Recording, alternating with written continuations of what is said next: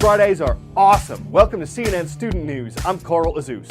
More than 80 presidents of American colleges and universities were at the White House yesterday. The reason?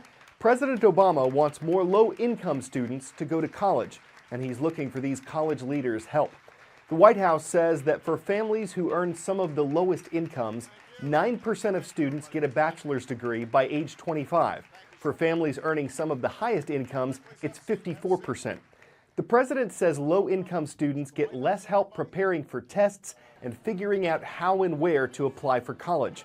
And the U.S. government believes the best way for Americans to maximize their earning potential is to get a college degree. That may not be true across the board, though. According to the U.S. Bureau of Labor Statistics, purchasing agents, people who buy machinery or equipment for businesses, can earn around $60,000 a year without a college degree. Computer network specialists who need an associate's degree but not necessarily a bachelor's can also earn around 60 grand. On-the-job training and some form of higher learning factor into both examples. 5 years ago this week, a passenger jet took off from New York City headed for North Carolina. It had 155 people on board. 3 minutes after takeoff, it hit a flock of geese, causing a loss of engine power. It landed on the Hudson River. It skidded to a stop, and the plane stayed afloat in icy water long enough for everyone on board to get off safely. Is it any wonder why this was called the Miracle on the Hudson? We have a U.S. Airways airline jet in the water. A U.S. Airways plane, you see it right there. It's in the Hudson River. It's an Airbus A320. 5 years ago this afternoon, 155 people faced a sudden, unexpected challenge. All of a sudden, the captain came on and said, embrace for impact, and that's when we knew we were going down. But landing in the Hudson only solved the first and biggest problem of the day.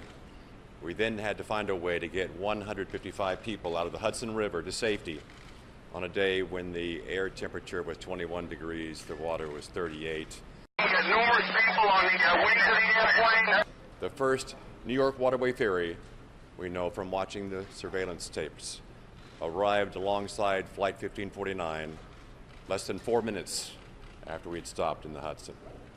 By the time I left the aircraft after the evacuation was complete, as the last person off the aircraft was surrounded by rescue vessels, and the rescue of everyone on board was well underway.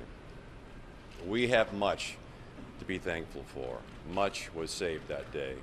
My daughter's name is Kaylee Elizabeth Wenzel, and she's in bed right now, and when I get home, I want to take my nose and put it by her ear and a little warm body and give her a nice kiss from Daddy, because I'm alive.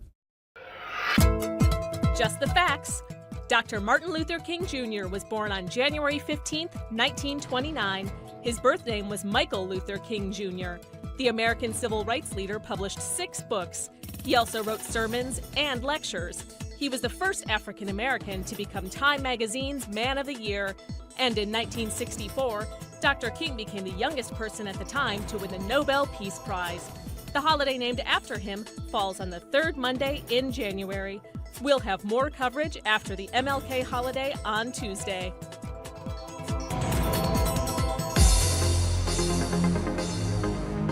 We're sending out warm wishes on our roll call today because it's going to schools in cold climates, starting in Darby, Montana with the Tigers. They're tuned in at Darby High School. We'll gallop just one state southeast to where the Mustangs are watching from Mount Vernon High School in Mount Vernon, South Dakota. And their geographic neighbors include the Sabres. Glad to have you online at Shakopee High School in Shakopee, Minnesota.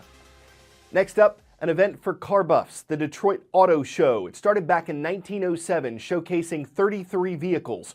The one going on now has more than 500. Auto shows allow car makers to show off. They want to make drivers want to buy their cars. They want to make the media want to cover their cars. It's all about driving up excitement about a brand. Not everything shown here will actually go on sale. Some are just concept cars. They might strut some style ideas or tout new technology, and the buzz that generates, how people respond, can give manufacturers ideas about whether to put a concept into production. One thing you can always count on at the Detroit Auto Show, there'll be at least a few really cool concept cars. Toyota, for instance, rolled out the FT1. This is a car that could become the next Toyota Supra. It's got the long head and the short deck that are very reminiscent of that car. For now, though, you can only drive it in a video game. It's got no real engine. Then there's Kia with the GT4 Stinger. This is a 2+2, meaning it's got small back seats, powered by a 315 horsepower turbocharged 4-cylinder engine. Then Volkswagen, Audi, and Volvo all came out with cool crossover concepts. The VW Dune is a 210 horsepower VW Beetle that's been jacked up 2 extra inches for getting over those rough spots. The Audi all-road shooting brake and the Volvo XC Coupe are both plug-in hybrid concept crossovers. Volvo's got nice 21-inch rims, while the Audi's got 2 electric motors for extra performance. It can go 0 to 60 in about 4.5 seconds. Twin sisters Tracy and Lanny Barnes compete in the biathlon. It's a physically demanding sport that combines cross-country skiing with precision shooting. Last weekend, they were both trying out for spots on the U.S. Olympic biathlon team. Tracy qualified. Lanny finished 1 spot behind her, just missing her chance to be in the Olympics. But she had a cold. She was off her game. And Tracy decided that she would bow out, give her own slot up on the team so that Lanny would be chosen for the Olympics. Let's just get right to it, Tracy. You make your spot. Just take us through how this idea got in your head and why you decided it was just, you had to do it. Yeah, so our Olympic trials, Lanny got sick. When you're at that level, you need to be 100%. Otherwise, it's not going to work out. So, once I found out she was getting sick, the idea kind of started going through my head that, she's not going to make it. This would be the end for her. So that's when the idea kind of started, that maybe I could do something to help her. But it could also be the end for you. It could be the end of your Olympic dreams. When was the moment that you decided, I really need to do this? And how did you tell her? Yeah, so I think I decided before the last race of the Olympic trials that, I had a good idea that I'd make the team based off my results. And so after the race, after the team was announced, we went hiking in the mountains, and I told her, I've got something to tell you, and I told her about it. She obviously protested. Yeah. Lanny, how hard was it to say yes? I mean, this is the offer of a lifetime, but it's almost too much to bear. Yeah, I had a hard time accepting it, that she was willing to do something this amazing for me.